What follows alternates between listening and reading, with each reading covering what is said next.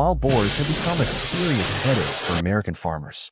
These invasive animals root up fields while foraging for food, tearing apart pastures, ruining crops, and leaving behind costly damage that can wipe out a season's hard work.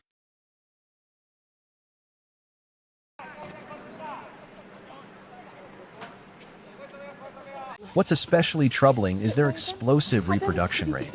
A single sow can produce up to 12 piglets in a litter and breed twice a year, allowing populations to double quickly. Despite efforts by local officials, including traps, forest fencing, and even chemical controls, the wild boar numbers keep climbing, making them an increasingly tough challenge for rural communities. That's why my team and I decided to hit the field today, not just for the thrill of the hunt we all love, but to help out a local farmer whose crops are getting torn up daily by feral hogs. Early this morning, with the sun just starting to warm things up, we kicked off the hunt in a patch of woods behind a neighbor's property. As soon as we pulled up, everyone moved fast, setting up rifles, finding good cover, and getting ready while the dogs started working the area.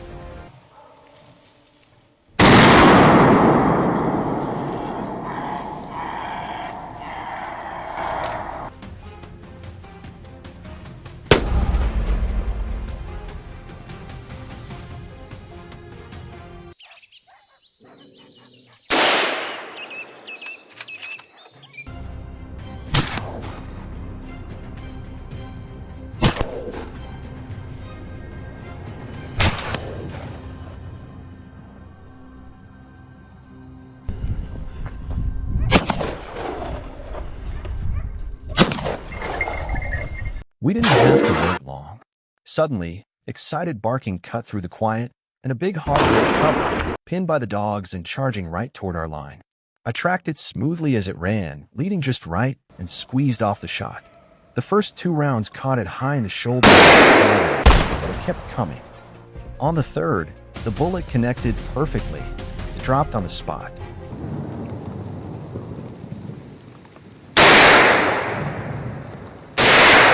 Good.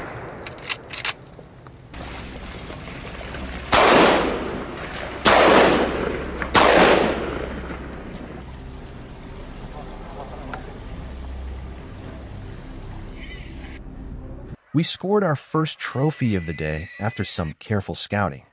The forest turned out to be pretty small, with hardly any wild boars around, so the crew decided to pack up and head to a better spot. The dogs were still buzzing with energy, charging ahead like they owned the place, noses to the ground side. It paid off quick. Right after we cleared the tree line, they jumped the next boar.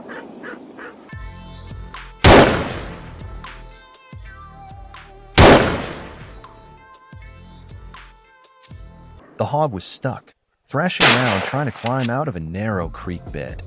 I stayed cool, shouldered my rifle, and squeezed off a clean shot. Dropped right there. Across the stream rose a low hill blanketed in thick, chest-high brush, the kind of cover boars love to hole up in. But with the high ground on our side and everyone keeping a sharp eye on every twitch in the foliage, nothing was going to slip past us unnoticed.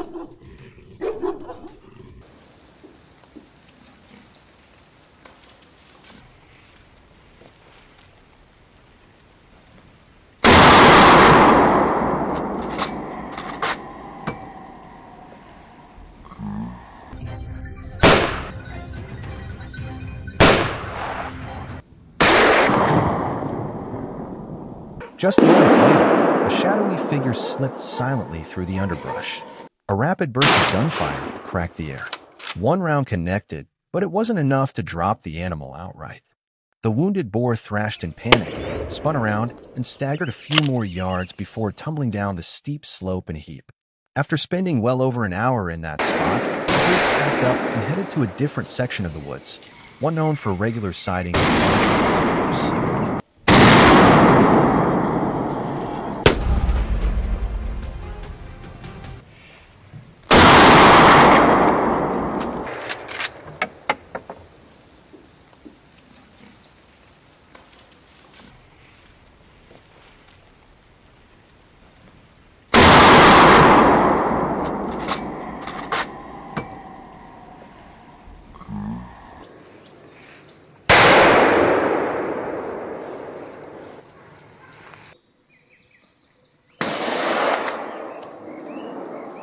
No sooner had we settled than the dogs locked onto a fresh trail, zeroing in on a bunch of boars hunkered down in thick cover. I squeezed off a couple of quick shots to spook them into the open. The whole sounder erupted in chaos, crashing through the timber with deep guttural grunts echoing all around. That's when I caught sight of one stubborn boar still holding tight, tucked away beneath the low branches.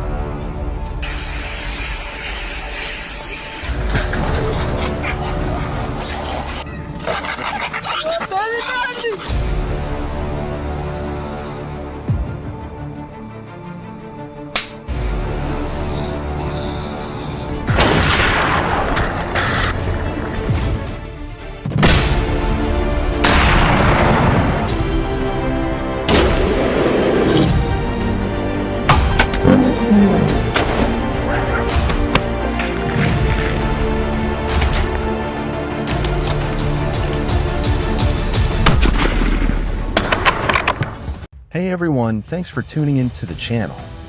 Picture this, the sharp crack of a rifle rings out, and macaque monkey tumbles to the ground. Scenes like this play out all too often in rural Japan, where local farmers team up with hunters to tackle the exploding population of these pesky primates that wreak havoc on their livelihoods.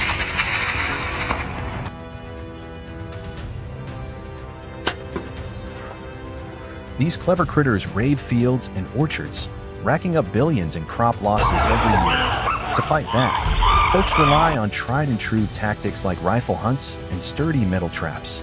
Just last year, in 2023, over 18,000 macaques were culled as part of these efforts. Hit that subscribe button to join us as we dive deeper into this wild story.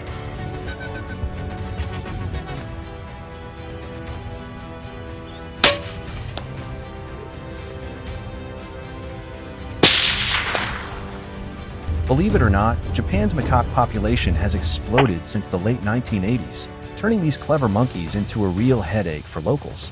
As cities sprawl and forests get cleared out at a rapid pace, while macaques are getting squeezed closer to human neighborhoods. The result? They're raiding farms and wiping out crops, hitting hardworking farmers right in the wall. And it's not just agriculture. Bold macaques have even started charging at beachgoers, scaring off tourists. Last year alone, in 2023, more than 85 folks got hurt in these encounters, with plenty of women suffering deep scratches that required serious medical attention.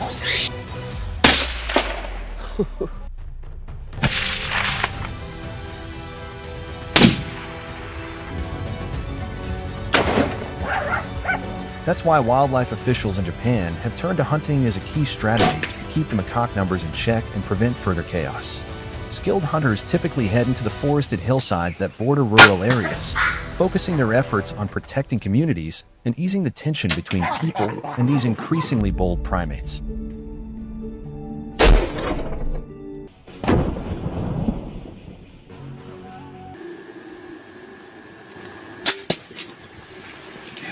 Hunters lure macaques into traps using tempting baits like bananas, apples, or corn, then hunker down in camouflage blinds to wait for the troop to show up. When the monkeys get close, plenty of folks skip the rifles and go for crossbows instead. It's quieter that way, so you don't spook the whole group and blow the hunt.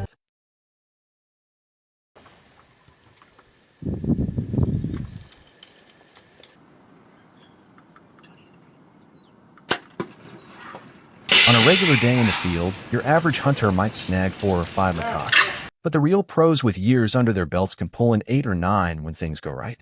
These full-grown beasts pack about 60 pounds and can stretch up to 4 feet tall, turning any attempt to wrangle them into a tough, risky job. That's why, in those sprawling wilderness areas, a lot of hunters stick with rifles to handle bigger packs safely.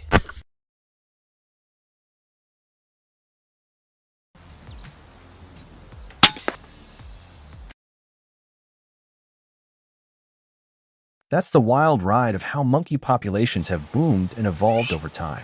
What are your thoughts on this whole monkey surge? If a Proves the similar accuracy and explosion hit your effectiveness neck of the their woods, hunting efforts. what approach would you back to handle it? Drop a comment below and share your take. We'd love to hear from you. And hey, if you enjoyed this, hit that subscribe button to catch more stories like it. Thanks a ton for tuning in. To tackle the growing issue of black bear encounters in urban and rural areas, the Japanese government has turned to cutting-edge technology. Black bears naturally fear wolves, ensuring a primary silent predators, and strategic which often prey approach. on bear cubs or weaker individuals. Capitalizing on this instinct, Japan has deployed wolf-shaped robots to keep bears at bay. These lifelike machines patrol the edges of towns and cities, effectively deterring bears from wandering into populated areas. As a result, bear intrusions have dropped significantly, safeguarding crops, reducing property damage, and making bear attacks on humans increasingly rare, all while boosting community safety.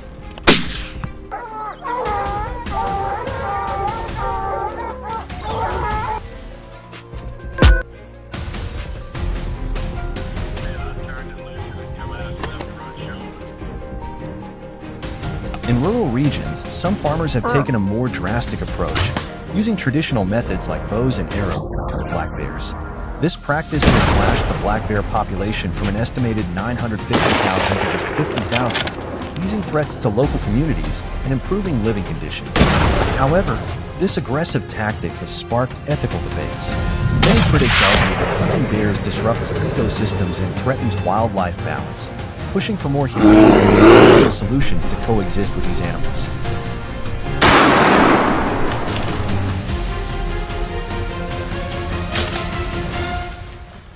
To effectively manage bear populations, hunters deploy large bait boxes packed with irresistible treats like savory sauces, sweet pastries, and cooking oil to lure black bears.